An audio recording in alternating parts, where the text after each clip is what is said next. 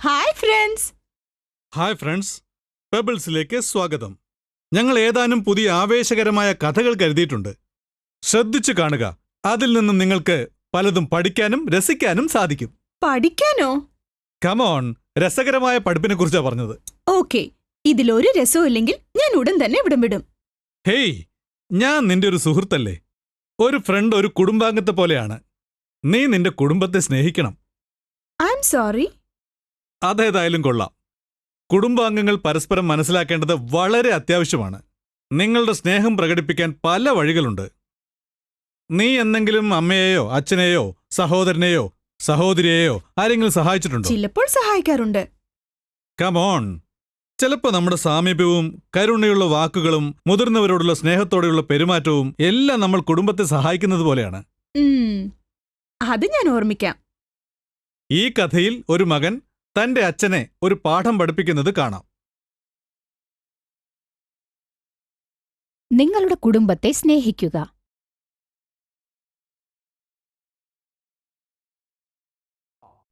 ഒരു ഗ്രാമത്തിൽ രാമൻ തന്റെ അച്ഛനോടൊത്ത് ജീവിച്ചു പോന്നു.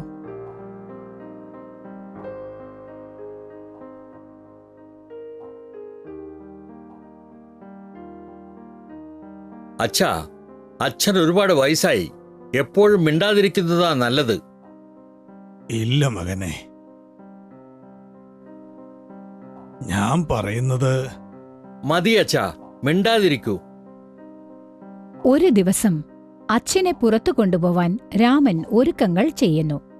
അതേസമയം രാമന്റെ മകൻ അവിടെ വന്നു. അച്ഛാ, എന്റെ അപ്പൂപ്പനെ എവിടേക്കാണ് കൊണ്ടുപോകുന്നത്? മോനെ, ഞാൻ അപ്പൂപ്പനെ ടൗണിലേക്ക് കൊണ്ടുപോവാ. വേണ്ടച്ചാ, നിങ്ങളുടെ കൂടെ എന്നെയും കൊണ്ടുപോകണം. വേണ്ട മോനെ, നിന്റെ അമ്മ നിനക്ക് ഇഷ്ടമുള്ള ഭക്ഷണം തയ്യാറാക്കുന്നുണ്ട്. അത് കഴിച്ച് സന്തോഷമായിരിക്കൂ. ഞാൻ പെട്ടെന്ന് വരാം. മോനെ, അകത്ത് വാ. നിന്റെ അച്ഛൻ ഇന്നലെ വാങ്ങിയ പലഹാരം ഞാൻ നിനക്ക് തരാം. വേണ്ടമ്മേ, ഞാൻ തിരിച്ചു വന്നിട്ട് തിന്നോളാം. അച്ഛാ, ദയവ് ചെയ്ത് എന്നെയും കൂടെ കൊണ്ടുപോകൂ അച്ഛാ.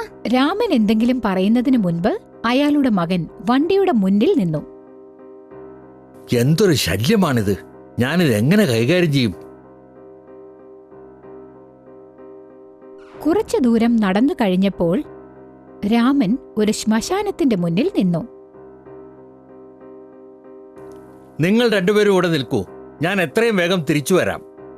രാമൻ ശ്മശാനത്തിന്റെ ഒരു കോണിൽ കുഴിക്കാൻ തുടങ്ങി. അല്പനേരത്തിനു ശേഷം മകൻ അച്ഛന്റെ അടുത്തെത്തി. നീ എന്തിനവിടെ വന്നു? അപ്പൂപ്പന്റെ അടുത്ത് നിൽക്കാൻ ഞാൻ പറഞ്ഞതല്ലേ. പോ, അവിടെ ചെന്ന് നിൽക്ക്. അച്ഛൻ എന്താ അവിടെ ചെയ്യുന്നത്? നീ എന്താ പറഞ്ഞാ കേക്കാത്തത്? ഞാൻ വരാം, നീ ചെല്ലേ. ഇല്ലച്ചാ, അച്ഛൻ എന്താ ചെയ്യുന്നത് പറയൂ. ഞാൻ കുഴി കുഴിക്കുന്നത് നീ കാണുന്നില്ലേ? അതെന്തിനാണ് അച്ഛാ? എന്തെങ്കിലും പ്രശ്നമുണ്ടോ?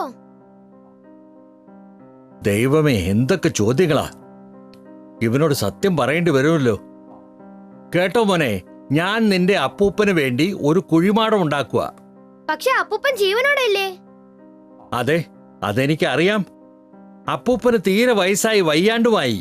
ഇനി അധികം കാലം ജീവിക്കില്ല. അതുകൊണ്ട് ഞാനും നിന്റെ അമ്മയും കൂടെ അപ്പൂപ്പനെ കുഴിച്ചിടാൻ തീരുമാനിച്ചു. അത്ര തന്നെ. ശരി അച്ഛാ, അച്ഛന്റെ പണി കഴിഞ്ഞാൽ ആ കൈക്കോട്ട എനിക്ക് തരണം. അതെന്തിനാ മോനെ? എനിക്കൊരു കുഴി വെട്ടാനുണ്ടച്ചാ. ആർക്ക് വേണ്ടിയാ? അച്ഛന് തന്നെ. എനിക്ക് വേണ്ടിയോ? മനസ്സിലായില്ലല്ലോ. ഒരു ദിവസം അച്ഛനും വയസ്സാവില്ലേ? അന്ന് ഞാൻ അച്ഛന് വേണ്ടി ഇതുപോലൊരു കുഴി തോണ്ടും. അപ്പൂപ്പന് വേണ്ടി അച്ഛൻ തോണ്ടുന്നത് പോലെ. അതിനുള്ള ഒരുക്കങ്ങൾ മുൻകൂട്ടി ചെയ്യാൻ വേണ്ടിയാ. അപ്പൊ അച്ഛന് കാത്തിരിക്കേണ്ടി വരില്ലല്ലോ. അച്ഛനെ നേരിട്ട് ആ കുഴിയിലേക്ക് തള്ളിയിടാം. എന്ത്? നീ എന്നെ ജീവനോടെ കുഴിച്ചിടുവോ? ഇപ്പൊ അച്ഛൻ അപ്പൂപ്പന് അത് തന്നെയല്ലേ ചെയ്യുന്നത്. അപ്പൊ അച്ഛനും ഞാൻ അത് തന്നെ ചെയ്യാം. എന്റെ ദൈവമേ, ഞാൻ എന്തൊരു ദുഷ്ടതയാണ് ഈ കാണിക്കാൻ പോയത്. മോനെ, നീ സത്യത്തിൽ എന്റെ കണ്ണു തുറപ്പിച്ചു. നീ ഒരു മഹാപാപത്തിൽ നിന്നും എന്നെ രക്ഷിച്ചു മോനെ. അച്ഛാ, എന്നോട് ക്ഷമിക്കൂ. ഇനിയുള്ള കാലം അത്രയും ഞാൻ അച്ഛനെ വേണ്ടതുപോലെ നോക്കിക്കൊള്ളാം. രാമൻ തന്റെ അച്ഛനെ വീട്ടിലേക്ക് തിരിച്ചു കൊണ്ടുവന്നു. ഞാൻ എന്റെ കുടുംബത്തെ സ്നേഹിക്കുന്നു. ഞാൻ അവരെ നന്നായി പരിപാലിക്കുകയും ചെയ്യും. അതോടൊപ്പം മറ്റുള്ളവരെ സഹായിക്കുകയും വേണം. ചെറുപ്രായം തൊട്ടേ ഈ ശീലം നിങ്ങളിൽ വളർത്തിയെടുക്കണം. ഞാൻ എപ്പോഴും കൂട്ടുകാരെ സഹായിക്കാറുണ്ട്. സുഹൃത്തുക്കളെ മാത്രമല്ല, അപരിചിതരെയും സഹായിക്കണം. അപരിചിതരെയോ? അതെ, തീർച്ചയായും നിങ്ങൾക്ക് അതിനുള്ള ഫലം കിട്ടും. അതിപ്പോ തന്നെ ആവണമെന്നില്ല, ഭാവിയിൽ എപ്പോഴെങ്കിലും തീർച്ചയായും കിട്ടും. ചോദിക്കാത്തപ്പോഴും ഞാൻ സഹായിക്കണമെന്നോ? അതെ, ചിലപ്പോ ജനങ്ങൾക്ക് സഹായം ആവശ്യമുണ്ടെങ്കിലും അവർ അത് പറയില്ല. നാം അത് മനസ്സിലാക്കി അവരെ സഹായിക്കണം. ഈ കഥയിൽ ഗീത എങ്ങനെയാണ് ഒരു അപരിചിതനെ സഹായിച്ചതെന്നും അവൾക്കതിനുള്ള ഫലം എങ്ങനെ കിട്ടിയെന്നും നമുക്ക് കാണാം. സഹായ മനസ്കത.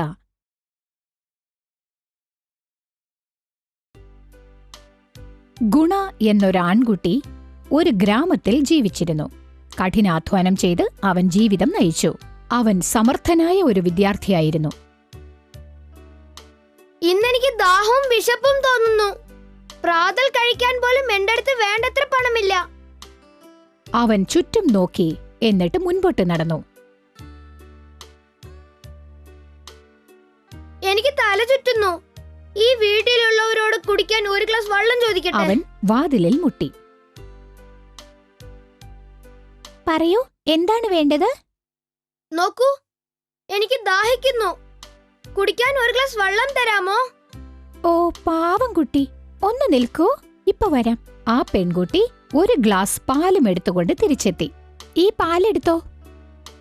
നന്ദി. നിങ്ങളുടെ പേരെന്താണെന്ന് പറയാമോ? ഗീത. അവൻ ഗീതയോട് നന്ദി പറഞ്ഞ് അവിടം വിട്ടു. വർഷങ്ങൾ കടന്നുപോയി. അയാൾ ഒരു പ്രശസ്തനായ ഡോക്ടറായി. ഒരു ദിവസം അയാളുടെ അസിസ്റ്റന്റ് ഒരു വിനോദമായ കേസിനെക്കുറിച്ച് അദ്ദേഹത്തോട് പറഞ്ഞു. ഗീത, അവൾ താമസിക്കുന്ന സ്ഥലം, ഈ പേരും സ്ഥലവും ഞാൻ ഓർക്കുന്നു. എനിക്ക് തോന്നുന്നു ഈ രോഗി ഒരുപക്ഷെ അതേ പെൺകുട്ടി.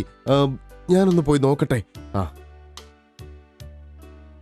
അവളെ കണ്ട ഉടനെ ഡോക്ടറിന് അവളെ മനസ്സിലായി. എനിക്ക് ഗ്ലാസിൽ പാല് തന്ന അതേ പെൺകുട്ടി. ഞാൻ അവളെ തീർച്ചയായും ചികിത്സിക്കും. ഡോക്ടർ അവൾക്ക് ഏറ്റവും നല്ല ചികിത്സ നൽകി. ദിവസങ്ങൾ കടന്നുപോയി. നിങ്ങൾക്കിപ്പോൾ നല്ല സുഖമായി. വൈകുന്നേരം നിങ്ങൾക്ക് വീട്ടിലേക്ക് പോകാം. അതിനു മുമ്പ് ഞാൻ നിങ്ങൾക്ക് നിങ്ങളുടെ ബില്ല് തരാം. ശരി ഡോക്ടർ. വൈകുന്നേരം ബില്ലൊരു വലിയ തുകയായിട്ടുണ്ടാവും. എങ്ങനെയെങ്കിലും പണം അടച്ചേ പറ്റൂ. ഗീതയ്ക്ക് ബില്ല് കിട്ടിയപ്പോൾ അവൾ തുക എത്രയാണെന്ന് നോക്കി. അവൾക്ക് കണ്ണുനീരൊഴുകിക്കൊണ്ടിരുന്നു. ബില്ലിന്റെ അടിയിൽ എഴുതിയിട്ടുണ്ടായിരുന്നു, തുക മുഴുവനും അടച്ചു, ഒരു ഗ്ലാസ് പാലുകൊണ്ട്. ഗീത ഡോക്ടറെ കാണാനായി ചെന്നു. നന്ദി ഡോക്ടർ, പക്ഷെ ഞാൻ ആ സംഭവം ഓർക്കുന്നുപോലുമില്ല. പക്ഷേ നിങ്ങൾ അന്ന് എന്നെ സഹായിച്ചതിൽ എനിക്ക് ഒരുപാട് നന്ദിയുണ്ട്. ഇങ്ങനെ മാത്രമേ എനിക്ക് പ്രത്യുപകാരം ചെയ്യാൻ പറ്റൂ. ശരീരം നന്നായി നോക്കണം. പെക്യൂലിയർ. അസാധാരണമായ ഒരു കാര്യം അല്ലെങ്കിൽ വ്യക്തി. ട്രീറ്റ്മെന്റ്. ഒരു രോഗത്തിനായുള്ള ചികിത്സ.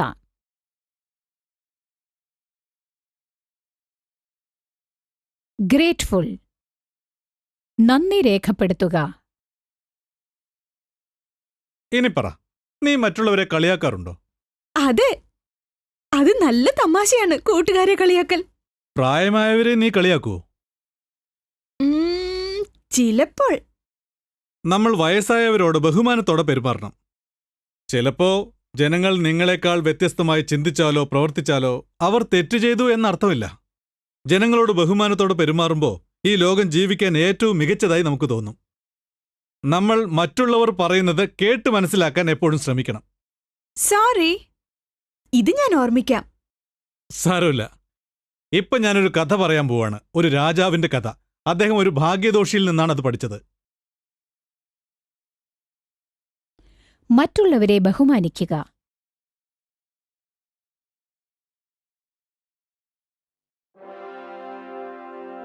പണ്ട് ഒരു ഗ്രാമത്തിൽ ഒരു മനുഷ്യൻ ജീവിച്ചിരുന്നു. അയാൾ ഒരു ഭാഗ്യദോഷിയാണെന്ന് എല്ലാവരും കരുതി.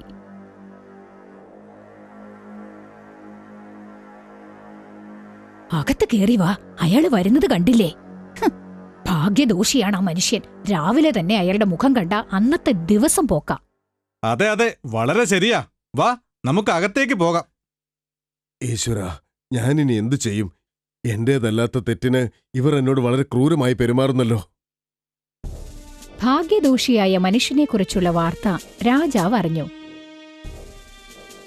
എനിക്ക് അതിശയം തോന്നുന്നു. ഒരു മനുഷ്യന്റെ മുഖം കാണുന്നത് കൊണ്ട് എങ്ങനെയാണ് ഭാഗ്യദോഷമുണ്ടാവുക? ഞാനൊന്ന് പരീക്ഷിച്ചു നോക്കട്ടെ. ഭടന്മാരെ, അയാളെ ഉടനെ കൊണ്ടുവരൂ. ആ മനുഷ്യനെ രാജാവിന്റെ മുന്നിൽ കൊണ്ടുവന്നു.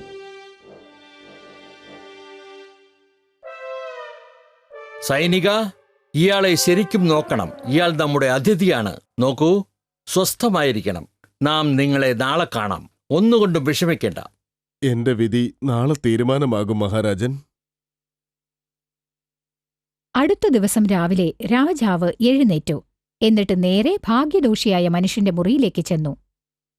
നമസ്കാരം മഹാരാജൻ. നമസ്കാരം.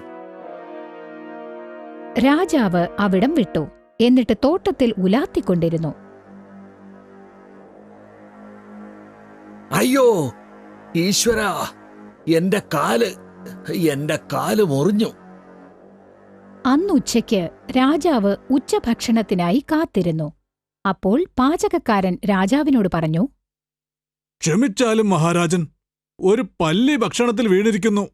ദയവായി കാത്തിരിക്കൂ, ഞങ്ങൾ വീണ്ടും ഭക്ഷണം ഉണ്ടാക്കുന്നുണ്ട്. എന്റെ ദിവസം മുഴുവൻ നാശമായി. കാലത്തെന്റെ കാല് മുറിഞ്ഞു. ഇപ്പോഴെനിക്ക് വിശന്നിരിക്കേണ്ടി വരുന്നു. ശരിക്കും ആ മനുഷ്യൻ ഭാഗ്യദോഷി തന്നെ. ഈ മനുഷ്യൻ ജീവിച്ചിരുന്നാൽ രാവിലെ അയാളെ കാണുന്നവർക്കെല്ലാം ഭാഗ്യദോഷമേ ഉണ്ടാകൂ. ആരെവിടെ? ആ മനുഷ്യനെ നാളെ തൂക്കിക്കൊല്ലണമെന്ന് ഞാൻ ആജ്ഞാപിക്കുന്നു. നാളെ തന്നെ. ഭടൻ അയാളോട് തൂക്കിക്കൊല്ലുന്ന വിവരം പറഞ്ഞു. ഇങ്ങനെയൊക്കെ സംഭവിക്കുമെന്ന് എനിക്കറിയാമായിരുന്നു. അതുകൊണ്ട് അതിനു മുമ്പായി എനിക്ക് മഹാരാജാവിനെ ഒന്ന് കാണണം. ഭടൻ അയാളെ രാജാവിന്റെ അടുക്കൽ കൊണ്ടുപോയി.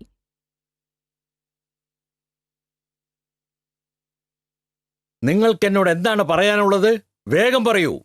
മഹാരാജൻ, എന്നെ കണ്ടാൽ ഭാഗ്യദോഷമുണ്ടാവുമെന്ന് എല്ലാവരും പറയുന്നു. പക്ഷെ ഞാൻ രാവിലെ അങ്ങയുടെ മുഖമാണ് കണ്ടത്. ഇപ്പോൾ ഞാൻ തൂക്കിക്കൊല്ലാൻ വിധിക്കപ്പെടാൻ പോകുന്നു. അതുകൊണ്ട് ആരാണ് കൂടുതൽ ഭാഗ്യദോഷി എന്ന് ചിന്തിക്കേണ്ടതുണ്ട്. ഇയാൾ പറയുന്നത് സത്യമാണ്. ഞാൻ എന്തൊരു വിഡ്ഢിയാണ്. മഹാരാജാവായ ഞാൻ അയാളോട് മാന്യമായി പെരുമാറേണ്ടതായിരുന്നു. എനിക്കതിൽ തെറ്റുപറ്റി. ഞാൻ നിന്നെ വിട്ടയക്കുന്നു. നിനക്കിവിടെ നിന്നും പോകാം. നന്ദി മഹാരാജൻ.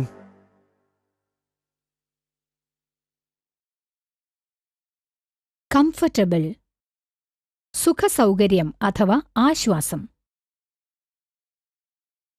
ലിസേർഡ്, നീണ്ട ശരീരമുള്ള ഒരു ഉരഗം. അതിന് 2 കാലുകളും ഇളക്കാവുന്ന വാലും ഉണ്ടാകും.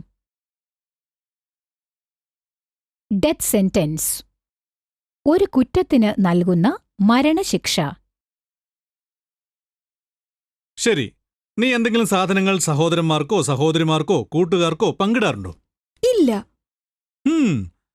അവരും നിന്നോട് അതുപോലെ ചെയ്യുമ്പോ നിനക്ക് എന്താ തോന്നാറ്? അവരോട് ദേഷ്യം തോന്നാറുണ്ടോ? എനിക്ക് സങ്കടം തോന്നും.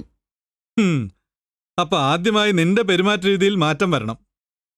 മറ്റുള്ളവർ നിങ്ങളോട് പെരുമാറണമെന്ന് ആഗ്രഹിക്കുന്നത് പോലെ അവരോടും നിങ്ങൾ പെരുമാറണം. ഞാൻ അവരോട് നന്നായി പെരുമാറിയാൽ അവരും എന്നോട് നന്നായി പെരുമാറുമോ? അല്ലാതെന്താ? അവരോട് നിങ്ങൾ എങ്ങനെ പെരുമാറുന്നോ അതുപോലെ അവർ നിങ്ങളോടും പെരുമാറൂ. ഈ കഥ കണ്ട് അതിനെക്കുറിച്ച് കൂടുതൽ മനസ്സിലാവുമെന്ന് തോന്നുന്നു. എല്ലാവരോടും നന്നായി പെരുമാറുക.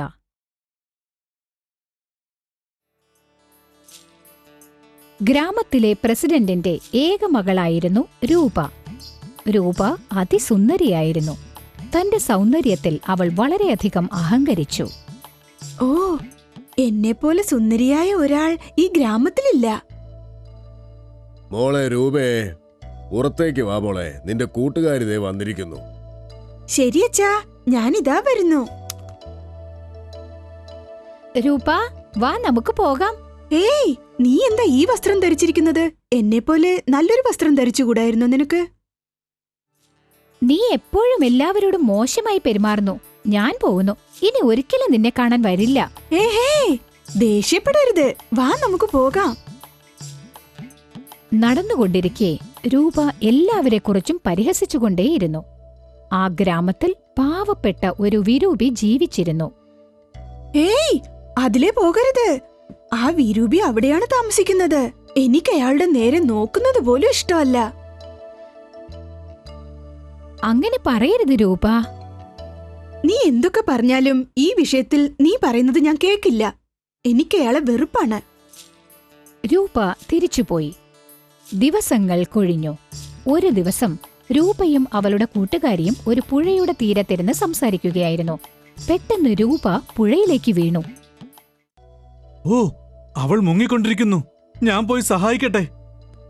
ആ വിരൂപി അവളെ രക്ഷിച്ച ശേഷം അവിടെ നിന്നും പോയി. രൂപ, എഴുന്നേൽക്ക്! രൂപ, രൂപ, എഴുന്നേൽക്ക് രൂപ! രൂപ കണ്ണുകൾ മെല്ലെ തുറന്നു. ആരാണ് എന്നെ രക്ഷിച്ചത്? നീ ഏറ്റവും വെറുക്കുന്ന മനുഷ്യനാണ് നിന്റെ ജീവൻ രക്ഷിച്ചത്. എന്ത്? ആ വികൃത മനുഷ്യനാണോ എന്നെ രക്ഷിച്ചത്? അതെ. ഓ, ഞാൻ എത്ര നീചമായിട്ടാണ് പെരുമാറിയത്. വാ, നമുക്ക് പോയി അയാളോട് നന്ദി പറയാം. എന്നോട് ദയവായി ക്ഷമിച്ചാലും എന്നെ രക്ഷിച്ചതിന് ഞാൻ അങ്ങയോട് നന്ദി പറയുന്നു. ഏയ്, അതൊന്നും സാരമില്ല മോളെ. ഒരിക്കൽ കൂടി നന്ദി പറയുന്നു. ഞാൻ പോയി വരാം. അന്നു മുതൽ രൂപ എല്ലാവരോടും ഒരേപോലെ പെരുമാറി. ഗ്ലാൻസ്, ഒരു നോട്ടം നോക്കുക. റൂട്ട്, എങ്ങോട്ടെങ്കിലും പോകാനുള്ള വഴി. ഡ്രൗണിംഗ്, വെള്ളത്തിൽ മുങ്ങി മരിക്കുക. ഇന്നു മുതൽ ഞാൻ എല്ലാവരോടും ദയ കാണിക്കും. അപ്പോഴവരും എന്നോട് നന്നായി പെരുമാറും. നീ എന്തെങ്കിലും തെറ്റ് ചെയ്താ എന്താണ് ചെയ്യുക? ഞാൻ അവരെ ഒഴിവാക്കും, എന്നിട്ട് പൊയ്ക്കളയും. എന്തിന്? നിനക്ക് സോറി എന്ന് പറഞ്ഞൂടെ? അവരെന്നോട് ഒച്ച വെച്ചാൽ എന്തു ചെയ്യും? നിങ്ങൾ തെറ്റു മനസ്സിലാക്കി ക്ഷമ ചോദിച്ചാൽ ആരും നിങ്ങളോട് ഒച്ച വെക്കില്ല. അഥവാ ഒച്ച വച്ചാൽ തന്നെയും നിങ്ങളതിനെ ധൈര്യമായിട്ട് നേരിടണം. അല്ലെങ്കിൽ നിങ്ങൾക്ക് പിടിച്ചു നിൽക്കാൻ കഴിയില്ല. സോറി എന്നത് ശരിക്കും ഒരു മാന്ത്രിക വാക്കാ. അത് രണ്ടുപേരെയും സന്തോഷിപ്പിക്കും. ക്ഷമിക്കൂ എന്ന് പറയാൻ പഠിക്കുക.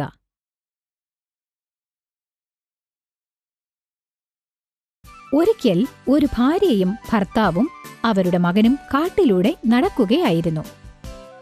വേഗം ഇങ്ങോട്ട് നടക്ക്. നേരെ ഇരുട്ടുന്നതിന് മുമ്പ് നമുക്ക് ഈ കാട് എങ്ങനെയെങ്കിലും കടക്കണം. ഞങ്ങൾ വരുന്നുണ്ട്. നമ്മൾ വളരെ സൂക്ഷിക്കണം. കള്ളന്മാർ ഇവിടെ പതുങ്ങിയിരുന്ന് നമ്മളെ ആക്രമിക്കാൻ സാധ്യതയുണ്ട്. അതുകൊണ്ട് വേഗം നടക്ക്. അച്ഛാ, അവർ നമ്മളെ ആക്രമിച്ചാൽ നമ്മൾ എന്ത് ചെയ്യും? അതിനെക്കുറിച്ച് നീ വിഷമിക്കേണ്ട. നിന്റെ അച്ഛനത് നോക്കിക്കോളും. നീ സൂക്ഷിച്ച് നടന്നാ മതി. ശരിയമ്മേ. അവർ നടന്നുകൊണ്ടിരിക്കെ നിക്ക്. ആരോ അവിടെ സംസാരിക്കുന്ന കേട്ടോ? ഞാൻ കേട്ടു. ഓ, ഒരു കുടുംബം. അപ്പോൾ നിങ്ങളുടെ അടുത്ത് വിലമതിപ്പുള്ള എന്തെങ്കിലുമൊക്കെ ഉണ്ടാകും. വേഗം കയ്യിലുള്ള വിലപിടിപ്പുള്ള സാധനങ്ങൾ തരൂ, ഇല്ലെങ്കിൽ നിങ്ങളെ ഞങ്ങൾ കൊല്ലും. മര്യാദക്കെടുക്ക്. നോക്കൂ, ഞങ്ങളുടെ പക്കൽ ഒന്നുമില്ല. ഞങ്ങൾ കുറച്ച് പണം ചേർത്ത് വെച്ചു. അതുകൊണ്ട് ഞങ്ങൾക്കൊരു കാര്യമുണ്ട്. ഞങ്ങളെ നിങ്ങളൊന്നും ചെയ്യരുത്. മതി സംസാരിച്ചത്. മര്യാദയ്ക്ക് കയ്യിലുള്ള സാധനങ്ങളെല്ലാം ഇങ്ങെടുക്ക്. അതേസമയം ആൺകുട്ടി ചുറ്റും നോക്കിക്കൊണ്ടേയിരുന്നു. അച്ഛനമ്മമാരെ രക്ഷിക്കാൻ അവൻ ആഗ്രഹിച്ചു. പെട്ടെന്നവൻ ഒരു മരത്തിന്റെ മുകളിൽ ഒരു വലിയ തേനീച്ചക്കൂട് കണ്ടു. അവൻ ഒരു കല്ലെടുത്ത് അതുകൊണ്ട് തേനീച്ചക്കൂട്ടിൽ എറിഞ്ഞു. അത്ര തന്നെ. തേനീച്ചകൾ മൂളിക്കൊണ്ട് പറക്കാൻ തുടങ്ങി. അവ കള്ളന്മാരെ ആക്രമിച്ചു. അതേസമയം വേഗം വരൂ, നമുക്കിവിടുന്ന് രക്ഷപ്പെടാം. വരൂ അച്ഛാ, വരൂ അമ്മേ. എല്ലാവരും അതിവേഗം ഓടാൻ തുടങ്ങി. ഇതൊട്ടും പ്രതീക്ഷിക്കാത്ത കള്ളന്മാർക്ക് വളരെയധികം മുറിവുകളുണ്ടായി. അവർ വേദന കൊണ്ട് കരഞ്ഞുകൊണ്ടിരുന്നു. എന്റെ പൊന്നു മോനെ, നീ വളരെ ധൈര്യശാലിയാണ്. നിന്റെ ധൈര്യം നമ്മുടെ സ്വത്തും പ്രയത്നവും എല്ലാം സംരക്ഷിച്ചു. നീ നല്ല കുട്ടിയാണ്. ശരി, സമയം കളയണ്ട, നമുക്ക് പോകാം. വാ. 3 പേരും വീണ്ടും യാത്ര തുടർന്നു. ഡബിൾ മൈൻഡ്, തീരുമാനമെടുക്കാനുള്ള കഴിവുകേട്. ബ്ലെയിം, ഒരാളുടെ മേൽ പഴി ചുമത്തുക. അഷേം, നാണക്കേട് തോന്നുക അഥവാ ലജ്ജിക്കുക. ഏതൊരു പരിതസ്ഥിതിയും ഞാൻ നേരിടും. വളരെ ശരിയാണ്. ധൈര്യമുണ്ടെങ്കിൽ ഏത് പരിസ്ഥിതിയെയും നേരിടാനോ തരണം ചെയ്യാനോ സാധിക്കും. നമുക്ക് വിജയത്തിലെത്താനും അതുകൊണ്ട് സാധിക്കും. ഓക്കേ, എന്റെ പ്രശ്നങ്ങളെ ഞാൻ നേരിട്ട് ആക്രമിക്കും. അതല്ല ഞാൻ പറഞ്ഞത്. നിങ്ങൾ ധൈര്യവാന്മാരാണെങ്കിൽ പോലും വളരെ ക്ഷമയോടെ ശരിയായ സമയത്തിന് കാത്തിരിക്കണം. നിങ്ങൾ ശത്രുക്കളുടെ ബലഹീനതകൾ മുതലെടുക്കുകയാണെങ്കിൽ ആർക്കും നിങ്ങളെ തടയാൻ കഴിയില്ല. ഒരാൺകുട്ടി കള്ളന്മാരോട് പോരാടിയ കഥ കേട്ടാൽ ഞാൻ പറഞ്ഞതിന്റെ അർത്ഥം നിങ്ങൾക്ക് മനസ്സിലാവും. ധൈര്യവാന്മാരാവുക.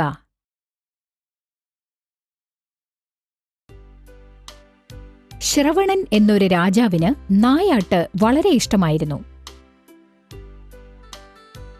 സൈനികരെ, നാളെ ഒരു നായാട്ടിന് പോകാനുള്ള ഒരുക്കങ്ങൾ ഉടൻ തന്നെ ചെയ്തുകൊള്ളുക. കൽപ്പന പോലെ മഹാരാജാവേ. അടുത്ത ദിവസം രാജാവ് യാത്ര പുറപ്പെട്ടു. നായാട്ട് നടത്തിയപ്പോൾ പല മാനുകളുടെയും ജീവൻ നഷ്ടപ്പെട്ടു. രാജാവ് കാട്ടിൽ നിന്ന് പോയ ഉടനെ, ഇന്ന് വീണ്ടും നമ്മുടെ പല ബന്ധുക്കളും കൊല്ലപ്പെട്ടിരിക്കുന്നു. ഇതൊരു പതിവായി തീർന്നിരിക്കുകയാണ്. ഇതിനെക്കുറിച്ച് ഞാൻ മഹാരാജാവിനോട് സംസാരിക്കും. അടുത്ത ദിവസം മാൻ മഹാരാജാവിനെ കൊട്ടാര ഉദ്യാനത്തിൽ വെച്ച് കണ്ടു. ഹേയ്, നീ എന്താണ് അവിടെ ചെയ്യുന്നത്? മഹാരാജൻ, അങ്ങയോടൊരു സഹായം ചോദിക്കാനാണ് ഞാൻ വന്നത്. ചോദിക്ക. രാജൻ, താങ്കൾ നായാട്ടിന് കാട്ടിലേക്ക് വരേണ്ടതില്ല. ഞാൻ ആഴ്ചതോറും ഓരോ മാനിനെ പറഞ്ഞയക്കാം. അങ്ങ് ഈ ഉദ്യാനത്തിൽ വെച്ച് അതിനെ വേട്ടയാടണം. ഇപ്രകാരം നായാട്ടിനുള്ള അങ്ങയുടെ ആഗ്രഹം പൂർത്തിയാകും. ഞങ്ങൾക്കും കൂടുതൽ ബന്ധുക്കളുടെ ജീവൻ നഷ്ടപ്പെടില്ല, കൂട്ടുകാരുടെയും. കൊള്ളാം, നല്ല ആശയമാണത്. ഞാനത് അംഗീകരിക്കുന്നു. അങ്ങനെ തീരുമാനിച്ചതുപോലെ ഓരോ ആഴ്ചയും ഓരോ മാനുകൾ വേട്ടയാടപ്പെട്ടു. മഹാരാജാവ് ഉദ്യാനത്തിൽ ആ മാനിനെ വേട്ടയാടി. മാസങ്ങൾ കടന്നുപോയി. ഓ, എനിക്ക് വേട്ടയാടാൻ സമയമായിരിക്കുന്നു. ആ, എന്റെ ഇരയിതാ വന്നിരിക്കുന്നു. പക്ഷേ മാനിന്റെ തല കണ്ടപ്പോൾ മഹാരാജാവ് ഞെട്ടി. ഹേയ്, നീ എന്തിനു വന്നു? പൊയ്ക്കോ. നീ പോയി നിന്റെ പ്രജകളിൽ ഒന്നിനെ അയക്ക. മഹാരാജൻ, ഇന്ന് ഗർഭിണിയായ ഒരു മാനിന്റെ ഊഴമാണ്. എനിക്കവളെ അയക്കാനാവില്ല. അവൾക്ക് പകരമാണ് ഞാൻ വന്നത്. വേട്ട തുടങ്ങിക്കോളൂ. എന്ത്? നിന്റെ ജീവൻ ത്യാഗം ചെയ്യാൻ നീ തയ്യാറാണെന്നോ? അതും നിന്റെ പ്രജകൾക്ക് വേണ്ടി? അതെ, അവരെ പരിപാലിക്കേണ്ടത് എന്റെ കടമയാണ്. രാജാവിന് വളരെ ആശ്ചര്യം തോന്നി. എന്റെ പ്രവൃത്തിയിൽ ഞാൻ നാണിക്കുന്നു. എന്നോട് ക്ഷമിച്ചാലും ഞാനൊരു പാഠം പഠിച്ചിരിക്കുന്നു. ഞാൻ നിങ്ങളെയെല്ലാം വിട്ടയക്കുന്നു. നിങ്ങൾക്ക് എന്റെ സാമ്രാജ്യത്തിൽ എവിടെ വേണമെങ്കിലും ധൈര്യമായി സഞ്ചരിക്കാവുന്നതാണ്. ആരും നിങ്ങളെ വേട്ടയാടില്ല. ഇന്നു മുതൽ എന്റെ രാജ്യത്ത് നായാട്ട് ഞാൻ നിരോധിച്ചിരിക്കുന്നു. ഇതെന്റെ ആജ്ഞയാണ്. നന്ദി ഉദാരനായ രാജാവേ. വാല്യുബിൾസ്, വിലമതിപ്പുള്ള ഒന്ന്. ബസിംഗ്, തേനീച്ചയുടെ മൂളൽ. സ്പെയർ, ഉപദ്രവിക്കാതെ വിടുക. ജനങ്ങളെ സഹായിക്കണമെന്ന് നാം പഠിച്ചു കഴിഞ്ഞിരിക്കുന്നു. അതെ, അതുപോലെ തന്നെ നാം പ്രകൃതിയെയും സ്നേഹിക്കണം. പ്രകൃതി നമ്മുടെ ജീവിതത്തിൽ ഒരു പ്രധാന പങ്ക് വഹിക്കുന്നുണ്ട്. എനിക്ക് മനസ്സിലായില്ല. നാം ജീവിക്കുന്ന ഈ ഭൂമി നമ്മുടെയെല്ലാം ഭവനമാണ്. സസ്യങ്ങളും മൃഗങ്ങളും ജീവജാലങ്ങളുമെല്ലാം. കാടുകൾ വെട്ടിനശിപ്പിക്കാതെയും പുഴകൾ മലിനമാക്കാതെയും നമ്മൾ പ്രകൃതിയെ സംരക്ഷിക്കേണ്ടത് വളരെ അത്യാവശ്യമാണ്. അങ്ങനെ ചെയ്താൽ എന്താണുണ്ടാവുക? നമ്മൾ കാട് വെട്ടിത്തെളിച്ചു കഴിഞ്ഞാൽ നമുക്ക് വേണ്ടത്ര മഴ ലഭിക്കുകയില്ല. പുഴയിലെ വെള്ളം മലിനമാക്കിയാൽ നമുക്ക് നല്ല കുടിവെള്ളം ലഭിക്കില്ല. ഓ, ഈ കഥയിൽ രാജാവ് എങ്ങനെയാണ് ഒരു പാഠം പഠിച്ചതെന്ന് നമുക്ക് കാണാം. പക്ഷേ രാജാവ് തന്റെ തെറ്റ് മനസ്സിലാക്കിയോ? ഈ കഥ കണ്ടതിനു ശേഷം അത് നീ തന്നെ തീരുമാനിച്ചോ? പ്രകൃതിയെ സ്നേഹിക്കൂ.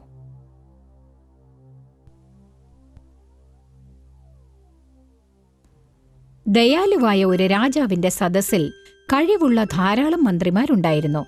അവരിൽ ഒരാൾ വളരെ കൗശലക്കാരനായിരുന്നു. ഒരു ദിവസം ആ സിംഹാസനം എന്റേതാകും.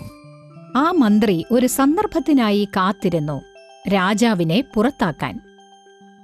ആഹാ, ഇതാണ് ശരിയായ സന്ദർഭം. അയൽനാട്ടിലെ രാജാവ് നമ്മുടെ നേരെ യുദ്ധം പ്രഖ്യാപിച്ചിരിക്കുന്നു. ഞാൻ ഈ അവസരം ശരിക്കും ഉപയോഗിക്കും.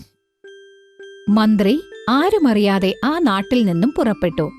അയാൾ അയൽ രാജ്യത്തെത്തിച്ചേർന്നു. അത്ഭുതം തന്നെ. എന്തിനാണ് അയൽ രാജ്യത്തെ മന്ത്രി ഇവിടേക്ക് വന്നിരിക്കുന്നത്? അദ്ദേഹത്തെ നമ്മുടെ സവിധത്തിലേക്ക് ആനയിക്കൂ.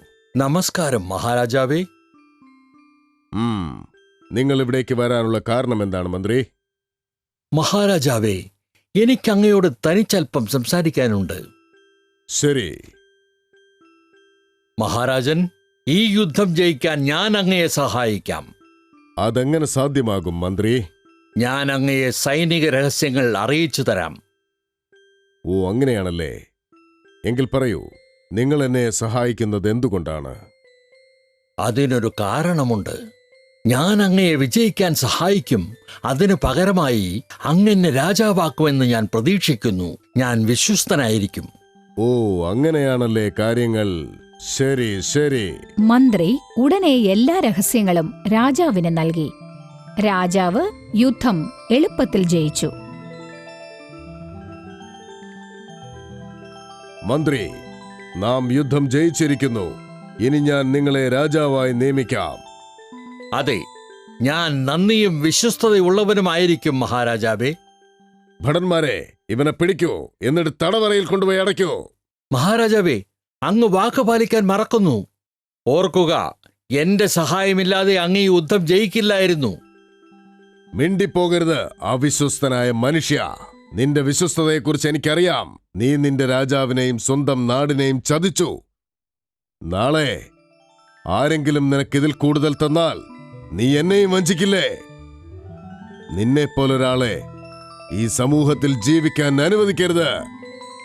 കൊണ്ടുപോകൂ ഇവനെ. അങ്ങനെ മന്ത്രിയെ കാരാഗൃഹത്തിൽ അടച്ചു. പ്രേ, ഭക്ഷണത്തിനായി ബലിയാക്കപ്പെട്ട ഇര. ഡോ, പെൺമാൻ.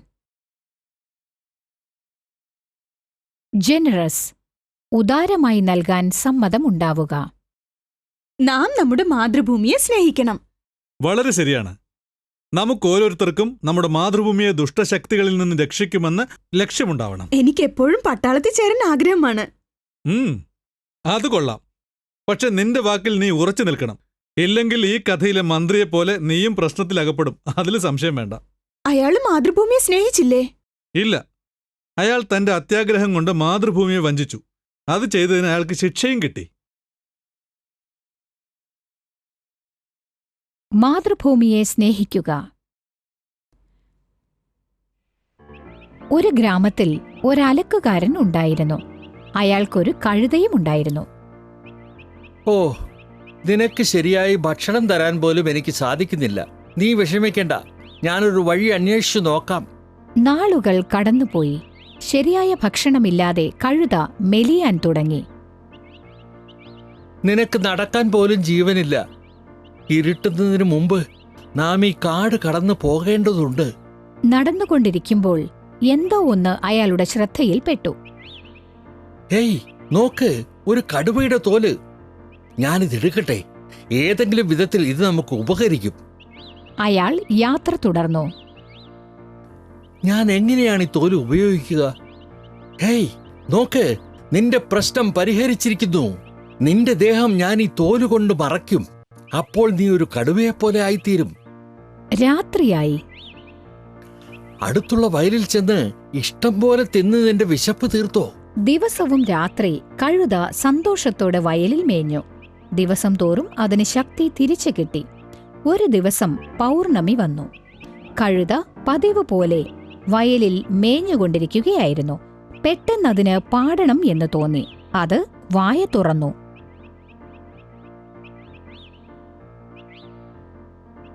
എന്താണ് ആ ഭയങ്കര ശബ്ദം? ഓ, ഒരു കടുവയാണല്ലോ. ഞാനിപ്പോ എന്തു ചെയ്യും? ആരെങ്കിലും സഹായത്തിന് വിളിക്കാം. പക്ഷേ ഈ ശബ്ദം ഒരു കടുവയുടേതാണെന്ന് തോന്നുന്നില്ലല്ലോ. ഇത് കടുവയുടെ തോലണിഞ്ഞൊരു കഴുതയാ. നിക്ക്, ഇന്ന് ഞാൻ നിന്നെ കൊല്ലും. കർഷകൻ കഴുതയെ വടികൊണ്ടടിച്ചു. അതിന്റെ ദേഹം മുഴുവനും മുറിവേറ്റു. പാവം ഈ കഴുത, ഇതിനെല്ലാം കാരണം ഞാനാണ്. നമ്മൾ മറ്റുള്ളവരെ പോലെ ആകാൻ ശ്രമിക്കരുത്. നാം ആയിരിക്കുന്നതാണ് നല്ലത്. ഈ മുറിവുകൾ മാറാൻ മാസങ്ങളാകും. കണ്ണിങ്, മറ്റുള്ളവരെ ചതിവിലൂടെ വഞ്ചിക്കുക. അൺലോയൽ, അവിശ്വസ്തത. ഡിച്ച്, ഭൂമിയിൽ ഒരു കുഴി കുഴിക്കുക. ഞാൻ പട്ടാളത്തിൽ ചേരും. എന്റെ കൂട്ടുകാരെയും ചേരാൻ പ്രേരിപ്പിക്കും. അവരതിന് സമ്മതിച്ചില്ലെങ്കിലോ? അപ്പോൾ ഞാൻ നിർബന്ധിക്കും. അത് കൊള്ളാലോ. ഇത് നോക്ക്, എന്റെ ഈ വിരലുകളെല്ലാം ഒരുപോലെയാണോ ഇരിക്കുന്നത്? അല്ല. അപ്പൊ എങ്ങനെയാ മറ്റുള്ളവരെല്ലാം നിന്നെപ്പോലെ തന്നെ ആവുന്നത്? എല്ലാവരും വ്യത്യസ്തരായിരിക്കും. ചിലർ ചില കാര്യങ്ങളിൽ സമർത്ഥരായിരിക്കും. എല്ലാവർക്കും അതുപോലെ ചെയ്യാൻ കഴിഞ്ഞെന്ന് വരില്ല. അത് ശരിയാണ്. എനിക്ക് എന്റെ കൂട്ടുകാരെ പോലെ വരയ്ക്കാൻ സാധിക്കില്ല. വളരെ ശരിയാ. നമ്മുടെ തീരുമാനങ്ങളെ മറ്റുള്ളവരിൽ അടിച്ചേൽപ്പിച്ച മോശമായൊരു സാഹചര്യത്തിലായിരിക്കും എത്തിച്ചേരുന്നത്. ദേ, നിങ്ങൾ കാണാൻ പോകുന്ന കഥയിൽ നടന്ന പോലെ. വ്യത്യസ്തരായിരിക്കുക.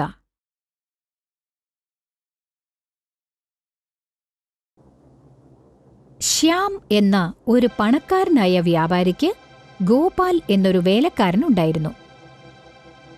ഗോപാല് കുറെ കാലമായിട്ട് ഇവിടെ ജോലി ചെയ്യുന്നു. അവനെപ്പോലെ കഠിനാധ്വാനിയും വിശ്വസ്തനുമായ ഒരു ജോലിക്കാരനെ കിട്ടിയത് എന്റെ ഭാഗ്യം തന്നെയാണ് കേട്ടോ. അവനെപ്പോലൊരു ജോലിക്കാരനെ ഇക്കാലത്ത് കിട്ടുമോ? ഗോപാലും തന്റെ മുതലാളിക്ക് വേണ്ടി സന്തോഷത്തോടെ ജോലി ചെയ്തു. രാധേ, എനിക്ക് ജോലിക്ക് പോകാൻ സമയമായി.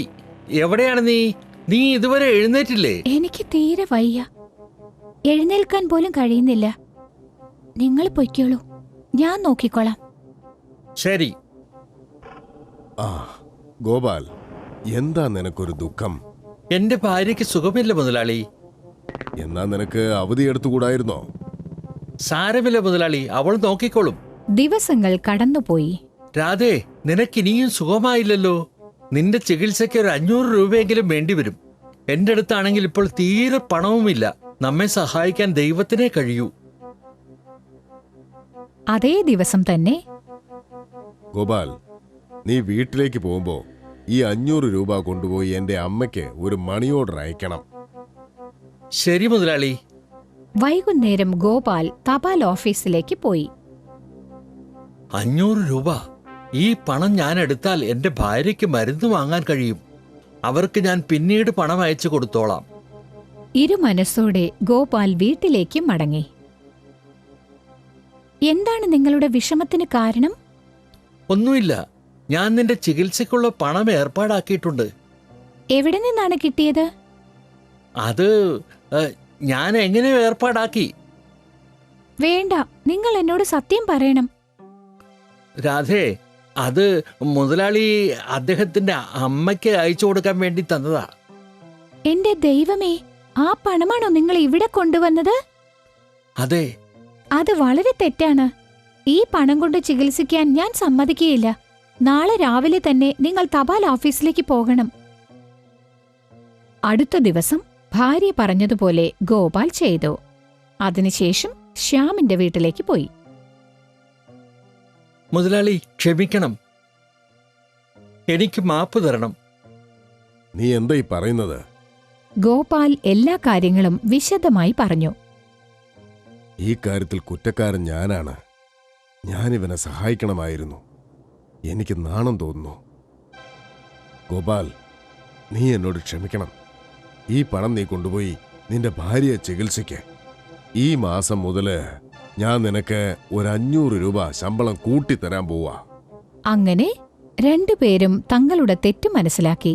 എന്നിട്ട് സ്വയം അത് തിരുത്തി. ഡസ്ക്, സന്ധ്യ മയങ്ങുന്ന നേരം. ഗ്രേസ്, പുല്ല് മേയുക.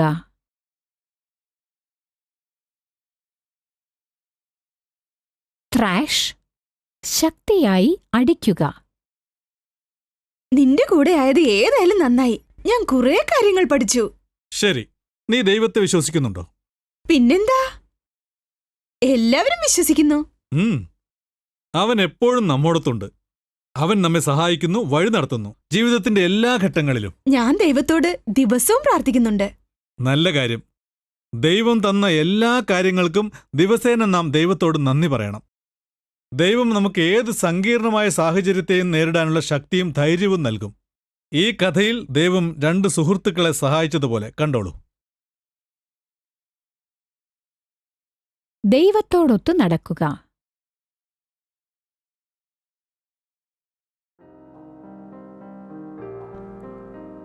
രാമുവും ശ്യാമും കൂട്ടുകാരായിരുന്നു. രാമു ഒരു ദൈവഭക്തനായിരുന്നു. രാമു, നീ ദിവസവും അമ്പലത്തിൽ പോകുന്നുണ്ടല്ലോ. എന്താണ് നിനക്ക് അതുകൊണ്ട് നേട്ടം? ശ്യാം, അതിനെക്കുറിച്ച് നിനക്ക് അമ്പലത്തിൽ വന്നാൽ മാത്രമേ മനസ്സിലാവുകയുള്ളൂ. ഈ വക കാര്യങ്ങളൊന്നും എനിക്കൊരു വിശ്വാസവുമില്ല. നിനക്കത് മനസ്സിലാക്കാനുള്ള ഒരു അവസരം വരും. അപ്പം മനസ്സിലാക്കാം. ഇപ്പൊ നടക്ക. ശരി, പതിവ് പോലെ നീ നിന്റെ വഴിക്ക് അമ്പലത്തിൽ പോയിക്കോ. നമുക്ക് ഓഫീസിൽ വെച്ച് കാണാം. രാമു അമ്പലത്തിലേക്ക് പോയി, ശ്യാം ഓഫീസിലേക്കും. ഇതായിരുന്നു അവരുടെ പതിവ്. ഒരു ദിവസം രാമുവും ശ്യാമും ദൈവത്തെക്കുറിച്ച് കുറെ നേരം വാഗ്വാദം നടത്തി. നിർത്തു ശ്യാം, നാളെ നീ എന്റെ കൂടെ അമ്പലത്തിലേക്ക് വാ. അപ്പം നിനക്ക് അതിന്റെ വ്യത്യാസം മനസ്സിലാവും. ശരി രാമു, നിനക്ക് വേണ്ടി ഞാൻ നിന്റെ കൂടെ വരാം. അടുത്ത ദിവസം രണ്ടുപേരും അമ്പലത്തിലേക്ക് പോയി. ശരി, നമുക്ക് പോവാം. നേരം വൈകി. ഒരു 5 മിനിറ്റ് കൂടി നിൽക്ക്. ഞാൻ എന്റെ പൂജ കഴിഞ്ഞിട്ട് ഇപ്പൊ വന്നേക്കാം. ഹേയ്, അങ്ങോട്ട് നോക്ക്. അതെ, ആൾക്കാർ കൂടിയിട്ടുണ്ടല്ലോ. എന്താണ് ഉണ്ടായത്? അത് 5 മിനിറ്റ് മുമ്പ് ഒരു വലിയ മരം റോഡിന്റെ നടുവിലേക്ക് വീണു. ഈശ്വരാധീനം, ആർക്കും ഒരു ചെറിയ പരിക്ക് പോലും പറ്റിയില്ല. ഓ, നന്ദി ദൈവമേ. ശ്യാം, കണ്ടോ, ദൈവം നമ്മുടെ കൂടെ ഉണ്ടെന്ന് ഇപ്പോഴെങ്കിലും നീ അംഗീകരിക്കുന്നുണ്ടോ? നീ എന്താണ് പറഞ്ഞു വരുന്നത്? അതെ, നീ അമ്പലത്തിൽ വന്നില്ലായിരുന്നെങ്കിൽ ഈ സമയത്ത് നീ ഇവിടെ ഉണ്ടാവുമായിരുന്നില്ലേ? ആർക്കറിയാം, ആ മരം വീണ് നിനക്ക് പരിക്ക് പറ്റില്ലായിരുന്നുവെന്ന്. ശരിയാ, നീ പറഞ്ഞത് ശരിയാണ് രാമു. ദൈവാധീനം കൊണ്ട് എനിക്കൊന്നും പറ്റിയില്ല. ഞാൻ എന്റെ തെറ്റ് മനസ്സിലാക്കുന്നു. നാളെ മുതൽ നമുക്ക് ഒന്നിച്ച് അമ്പലത്തിലേക്ക് പോകാം. ഞങ്ങളുടെ കൂടെ തന്നെ നിന്നതിന് നന്ദി ദൈവമേ. പയസ്, ദൈവത്തിൽ വിശ്വസിക്കുന്ന ഭക്തൻ. ആർഗ്യൂ, തമ്മിൽ തർക്കിച്ചുകൊണ്ടിരിക്കുക. ഗ്രേസ്, ഒരു സന്ദർഭത്തിന് ലഭിക്കുന്ന സഹായം. ദൈവത്തോടൊത്തു നടക്കുക എന്ന് നമ്മൾ സാധാരണയായി പറയും. നിങ്ങൾക്കതിന്റെ അർത്ഥമറിയാമോ? ശരി, ഞാൻ വിശദമാക്കി തരാം. നിങ്ങൾ എല്ലാ ഉത്തരവാദിത്തങ്ങളും നടന്ന് വെറുതെ പ്രാർത്ഥിച്ചുകൊണ്ടിരുന്നാൽ ദൈവത്തിന് അതൊരിക്കലും ഇഷ്ടപ്പെടുകയില്ല. ആദ്യം നിങ്ങൾ നിങ്ങളുടെ കടമകൾ ചെയ്യുക. മാതാപിതാക്കളോടും കൂട്ടുകാരോടും മറ്റുള്ളവരോടുമുള്ള നിങ്ങളുടെ കടമകൾ ചെയ്യുമ്പോഴാണ് ദൈവം നിങ്ങളെ കൂടുതൽ ഇഷ്ടപ്പെടുന്നത്. ഞാൻ മാതാപിതാക്കളെ സ്നേഹിക്കുന്നു, കൂടാതെ അവരെ അനുസരിക്കുകയും ചെയ്യും. നീയൊരു നല്ല കുട്ടിയാണ്. പക്ഷെ ഈ കഥയിലെ ആൺകുട്ടി ഇത് മനസ്സിലാക്കാൻ വളരെ താമസിച്ചുപോയി. നിങ്ങളെക്കുറിച്ച് ചിന്തിക്കുന്ന ഒരാൾ.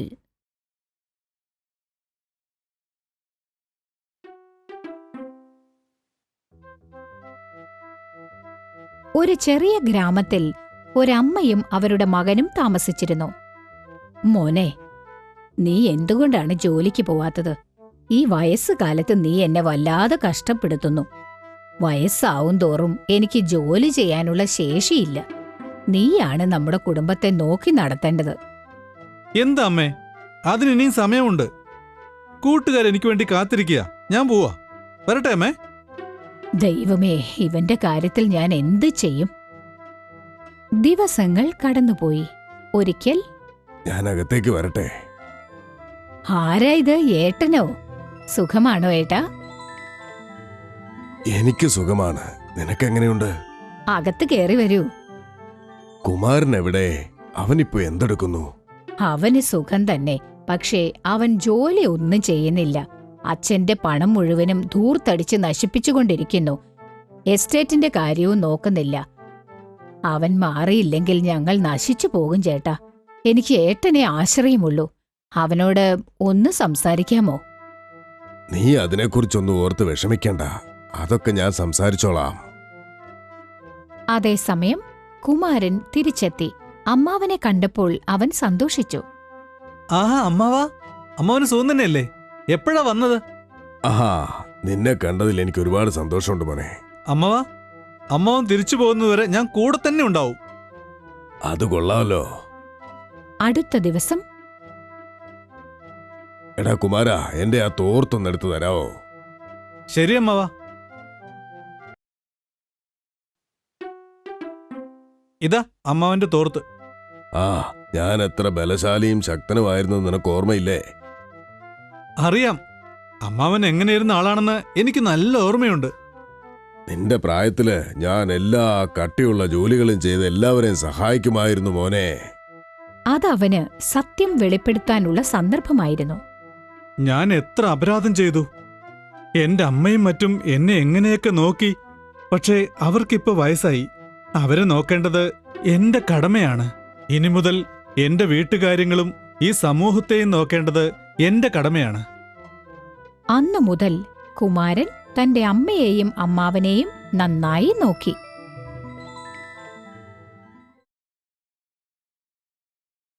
എസ്റ്റേറ്റ്. വളരെ വിശാലമായ പറമ്പ്.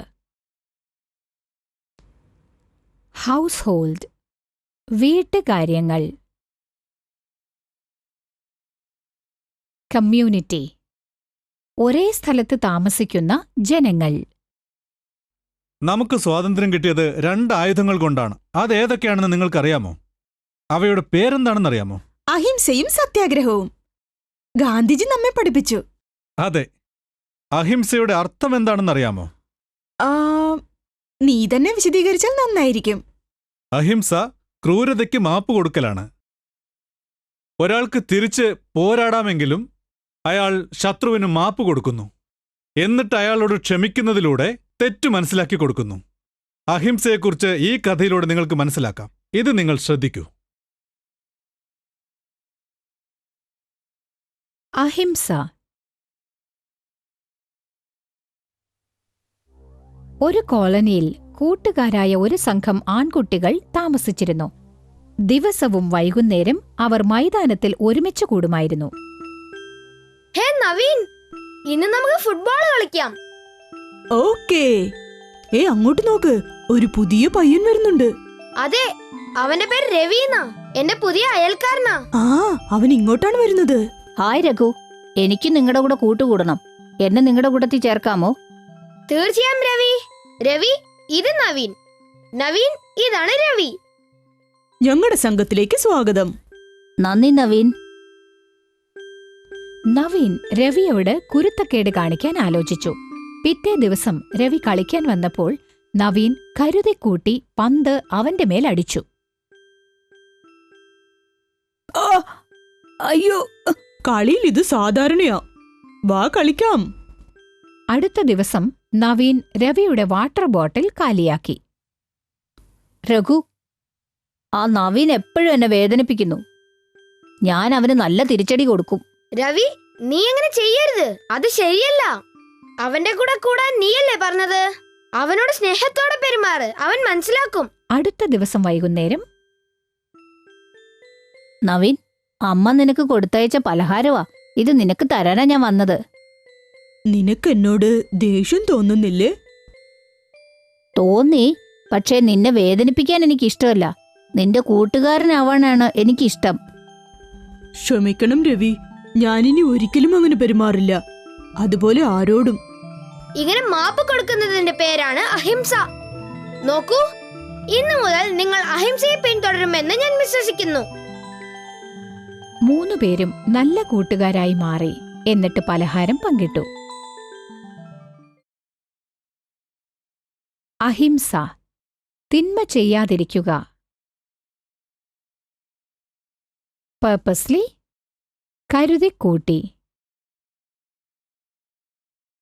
പ്രാങ്ക്. കുരുത്തക്കേട് കാണിക്കുക.